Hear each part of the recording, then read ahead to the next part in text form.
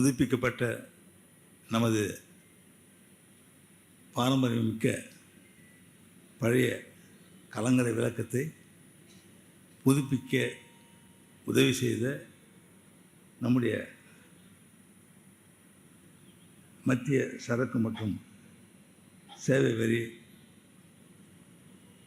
ஆணையரத்துக்கு என்னுடைய மனமார்ந்த நன்றியை நான் தெரிவித்துக் கொள்கிறேன். இந்த கலங்கரை விளக்கத்தை திறந்து வைப்பதற்கு வருகை தந்துள்ள எனது அன்பிற்கும் மரியாதைக்குரிய மாண்புமிகு மத்திய நிதியமைச்சர் அவர்களே, எனது அன்பிற்குரிய மேதகு துணைநிலை ஆளுநர் அவர்களே, எனது அன்பிற்குரிய தொகுதியின் சட்டமன்ற உறுப்பினர் அவர்களே,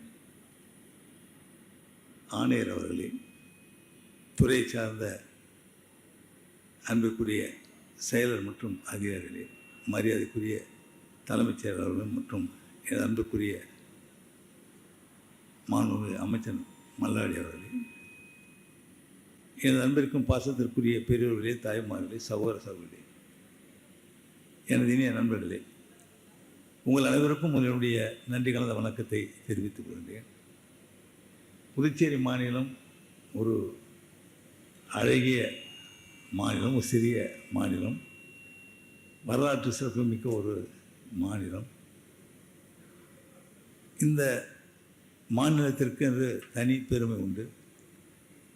பாரம்பரியமிக்க கட்டிடங்கள், பழைய கட்டிடங்கள், பிரெஞ்சு கலாச்சாரத்தை விளக்குகின்ற கட்டிடங்கள், தெருக்கள்,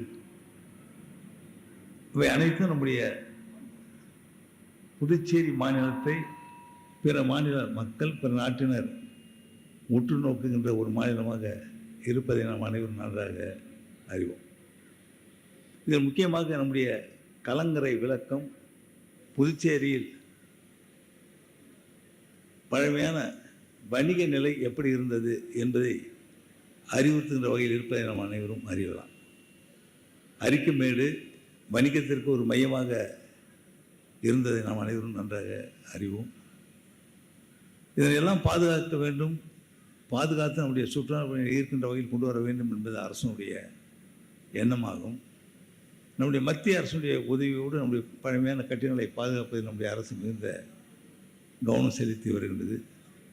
பொலிவூர் நகர் திட்டத்தின் கீழ் பழமையான கட்டிடங்கள், குறிப்பாக கல்வி காலேஜ், வஉசி உயர்நிலைப்பள்ளி மற்றும் பல கட்டிடங்கள், பள்ளிகள், இவற்றையெல்லாம் புதுப்பித்து பழமை மாறாமல் வைத்திருப்பதை நீங்கள் அனைவரும் நன்றாக அறிவீர்கள். அதற்கு மத்திய அரசுக்கு என்னுடைய மனமார்ந்த நன்றியை நான் தெரிவித்துக் கொள்கிறேன்.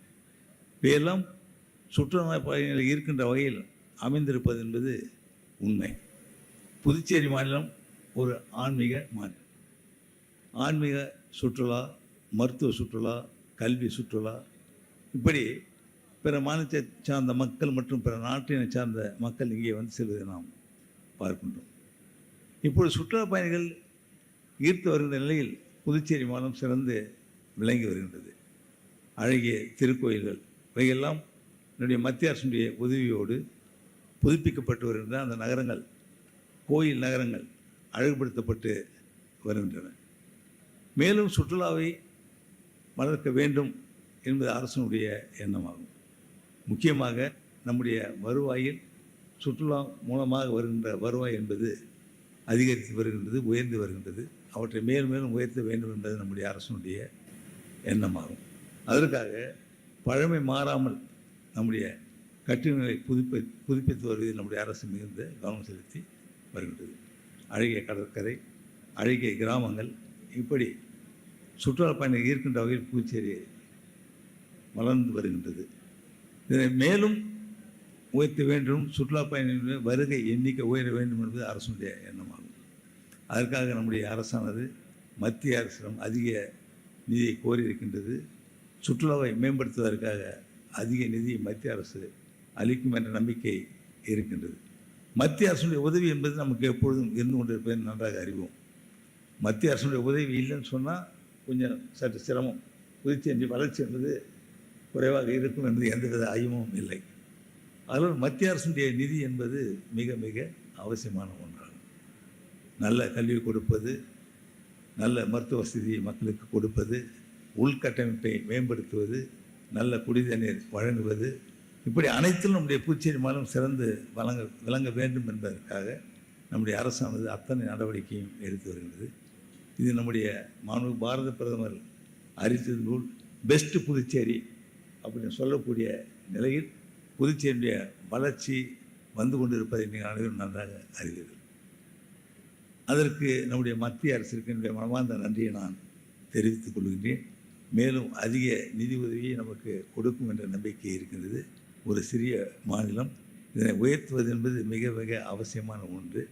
சுற்றுலா தலங்களில் மிக மிக முக்கியமான ஒரு இடமாக நம்முடைய புதுச்சேரி மாநிலம் திகழ்ந்து கொண்டிருக்கின்றது. இவற்றை மேலும் உயர்த்துவதற்கு நிச்சயமாக நமது அரசு பல முயற்சிகளை எடுக்கும். அதற்கு மத்திய அரசு நமக்கு அதிக நிதியை ஒதுக்கி உதவி செய்யும் என்று நான் நம்புகின்றேன். மத்திய அரசிற்கு என்னுடைய மனமார்ந்த நன்றியை கூறி, இந்த விழாவிற்கு வருந்துள்ள மாண்புமிகு மத்திய நிதி அமைச்சர் அவர்கள் உண்மையே மிகுந்த, அதாவது நமக்கு நம்முடைய புதுச்சேரி மீது மிகுந்த அக்கறை கொண்டு நிதி உதவி அளித்து வருவது என்பது பாராட்டுக்குரிய ஒன்று. அதனுடைய மனமார்ந்த நன்றியை நான் தெரிவித்துக் கொள்கிறேன்.